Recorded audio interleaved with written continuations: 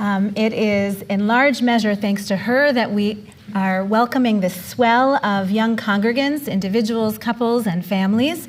And today we get to learn from her about her recent trip to Israel. Rabbi Baruchel. Shabbat shalom, everyone. Let me start this morning with a question. How long can you hold on? Not in theory, not as a metaphor, but really. How long can you hold on when everything goes wrong? It turns out in the Israeli army, there is actually a very specific answer to this. It's 7 minutes. This is how long you are trained to hold on if you are wounded. It's 7 minutes until a medic can reach you, 7 minutes until reinforcements come. 7 minutes will mean the difference between life and death. That 7 minutes followed me throughout my recent trip to Israel. From the end of the year until earlier this week, I was in Israel as part of the Amplify Israel Rabbinic Fellowship, a program focused on strengthening Jewish peoplehood, particularly amongst Reform Jews in North America. And it's urgent work. Part of my responsibility here at Holy Blossom, especially with our younger generations, as Rabbi Slansky said, is helping individuals form a deep connection with our people. Part of this work is creating space for hard questions, questions that don't have easy answers, the sort of honest questions that many are asking either aloud or perhaps just in their hearts. What does it mean to be a Jew right now? What does it mean to be a Zionist in 5786? What does it mean to belong to a people with trauma? What does it mean to belong to a people who have power, who have responsibility, and deep internal disagreement? I could not ask our community to wrestle with these questions if I was unwilling to wrestle with them myself. So I went to listen, to bear witness, to strengthen the connective tissue between my Jews here and my Jews there. It was 10 days, nonstop, with 26 other rabbis, so many conversations, so many speakers. I have come back exhausted. I have come back exhilarated. I heard about immense pain, and that is very real, but also the resilience. There is a profound sense of connection. Walking the streets of Tel Aviv, venturing down to the south, climbing to the heights of the Golan, there is a powerful, unmistakable sense that we are Am Echad Belev Echad, one people with one heart. There are so many stories that I want to share this morning, but I'm going to show some restraint and focus on just one. Like so many Israel stories right now, it began on that Simchat Torah morning. Michael Gottesman left his home on the Moshav of Shlomit in the Egyptian border region, heading to synagogue. A regular morning, a sacred morning. Then, as he describes it, all hell rained down from the skies. Rockets, gunfire, chaos. Michael is part of the volunteer security force in the Western Negev. So he ran home, he put on his gear, he grabbed his weapon, and he began calling neighboring communities that Shlomit coordinates with security. He called Kfar Aza. There was no answer. We know why. He called Prigan. They answered, and they told him that they had been infiltrated. The men of Shlomit jumped into action. Some went to go assist Prigan, but those who remained on Shlomit realized something devastating. Hamas terrorists had taken over 3 homes, 3 families in their own community. And they understood exactly what that meant. So they made a decision. They would fight the terrorists directly, not because it was safer, but because it would draw the terrorists' attention onto themselves. You see, if Hamas were fighting them in the open, they would not be inside those homes torturing women and babies. Michael and his comrades, armed and ready, chose to make themselves the target. 3 against an army. And it worked. The terrorists engaged them, an extended firefight followed, but they began to fall.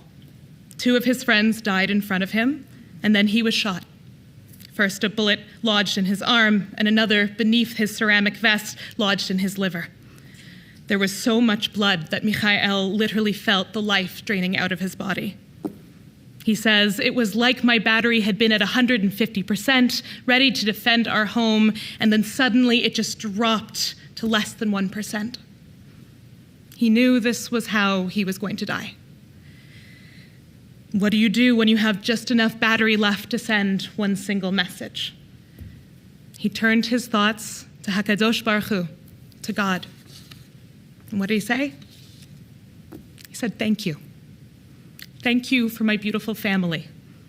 Thank you for my beautiful life. My beautiful life." Because in Judaism, we sanctify life, not death, life. Michael recited the Shema, and he waited. And then he realized that he was not dead. And he remembered his training. He remembered those 7 minutes. It would take 7 minutes for help to reach him. 7 minutes until reinforcements could come. So he made a decision. I can do 7 minutes. So he kept fighting. And 7 minutes passed. So he said it again. 7 more. And then again. And then he found himself asking, how many 7 minutes is this going to take? 2 hours later, the army found him, and only then did he allow himself to stop counting those 7 minutes. He slipped into a coma, convinced of one thing. He had failed. He had done all he could, and he had failed. 4 days later, he woke up, and the first thing that people said to him was, "Ata gibor." Michael, you're a hero. Hero? He said, but I failed. But Michael was wrong, because here's what happened. The residents of Prigan, that his comrades had go to help, all survived. The 3 families in Shlomit whose homes had been overtaken all made it out alive. Not because it was inevitable, but because the men of Shlomit chose to hold on. They chose life, not just for themselves, but for others. 7 minutes. We just need 7 minutes. We've entered now into the book of Exodus, but Parashat Shemot is not yet a story of miracles. Rather, it is a story of our people's enslavement and misery, a story of betrayal and horror that unfolds under threat and under fear. At first, there seems to be no light, no hope. But redemption is coming if only we hold on. And what moves redemption forward is not power, but people who are choosing life. It's the midwives who refuse to kill, a mother who hides her child, a sister who watches over her brother, a daughter of Pharaoh who knows the law and chooses to break it anyway. You see, pharaonic oppression and the terrorism that we face share one thing. They seek more than destroying lives. They seek to make us stop believing that something better can exist. And choosing life is how we insist that something better does. Before liberation ever comes, our Torah teaches us this. Jewish survival is the spiritual practice of holding on and refusing to surrender our humanity, of choosing life. And it's one thing to encounter that truth in Torah, and it's another to meet it face to face. On our trip, each of us rabbis was asked to bring a gift from our home community for someone that we met. A small way of saying, you're not alone. You are held by Jews far beyond this place. I didn't know it when I left, but the gift that I was bringing was meant for Michael. It was a beautiful paper cut of an Eitz Chaim, a tree of life bearing the words Am Yisrael Chai, created by our very own Project B'Tselel artist, Caleb Miller. And as I placed it into his hands, I told him why, but it was something he already understood on a deep level. That we are a people who choose life, who sanctify life, who give thanks for our life even when death comes terrifyingly close. And he was moved. He marveled at how far away Toronto seemed. And he held the piece carefully, quietly, and then he shook his head slightly and said, almost just to himself, Anachnu am echad belev echad. We are one people, with one heart. I had been thinking it, but he said it.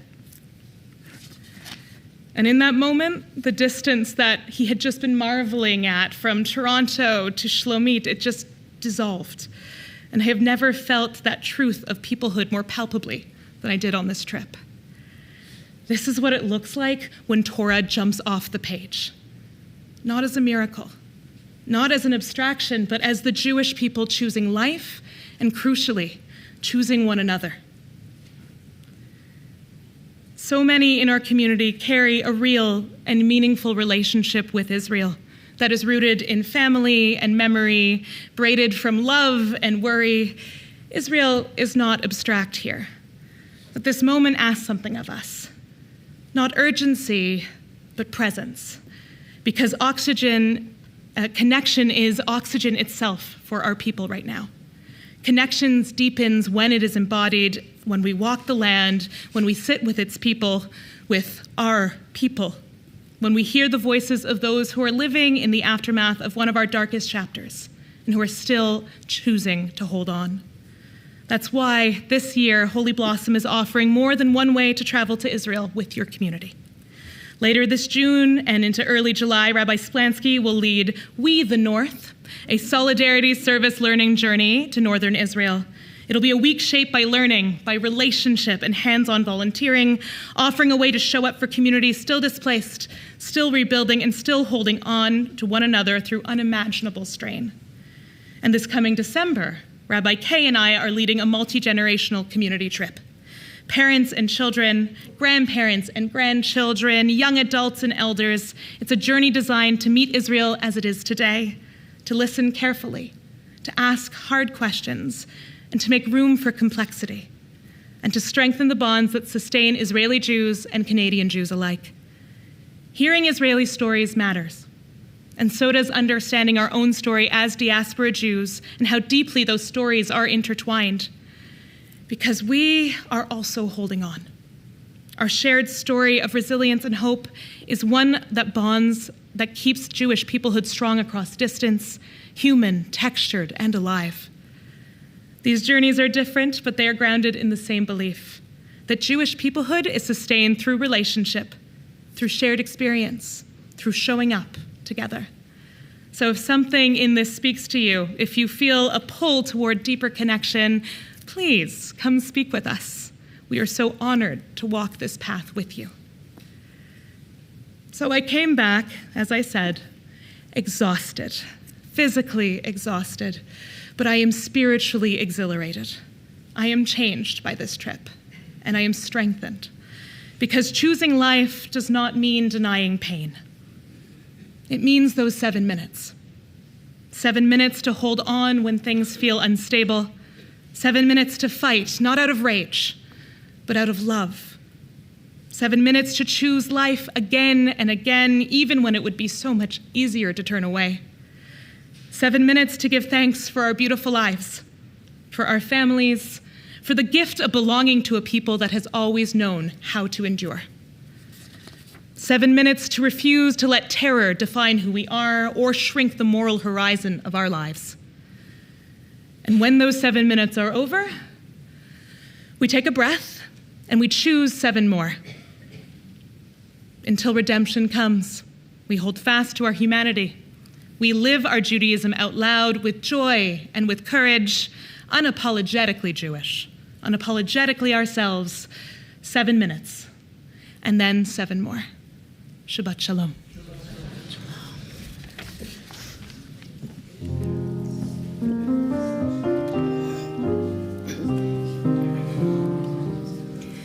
Shalom.